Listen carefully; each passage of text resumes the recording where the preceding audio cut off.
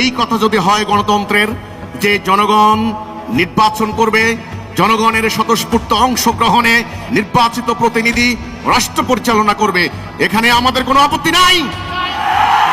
কিন্তু রাষ্ট্র পরিচালনার ভিত্তি হবে আল্লাহর বিধান। গণতন্ত্রের মানে যদি এইটা হয়, সমস্ত ক্ষমতার উৎস জনগণ, আমরা বলি আমরা যারা ঈমান এনেছি এখানে আমরা এই কথা মানতে পারি না।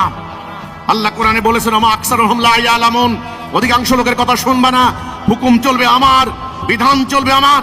আলা লাহুল খালক ওয়াল আমর, হুকুম আমি সৃষ্টি করেছি, হুকুম চলবে আমার।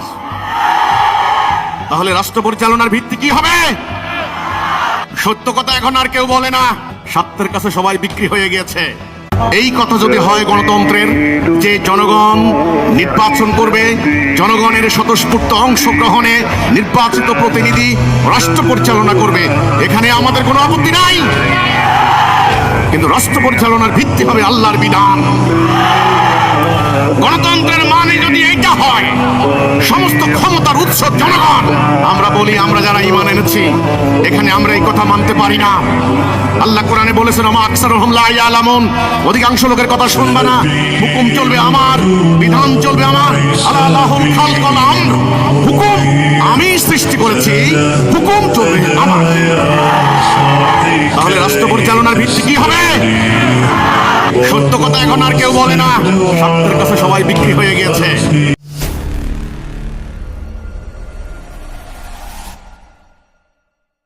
এই কথা যদি হয় গণতন্ত্রের, যে জনগণ নির্বাচন করবে, জনগণের স্বতঃস্ফূর্ত অংশগ্রহণে নির্বাচিত প্রতিনিধি রাষ্ট্র পরিচালনা করবে, এখানে আমাদের কোনো আপত্তি নাই।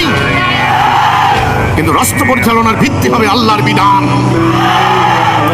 গণতন্ত্রের মানে যদি এইটা হয়, সমস্ত ক্ষমতার উৎস জনগণ, আমরা বলি আমরা যারা ঈমান এনেছি এখানে আমরা এই কথা মানতে পারি না।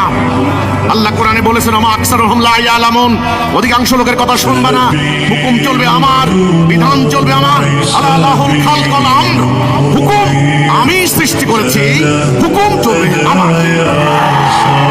তাহলে রাষ্ট্র পরিচালনার ভিত্তি কি হবে? সত্য কথা এখন আর কেউ বলে না, স্বার্থের কাছে সবাই বিক্রি হয়ে গিয়েছে।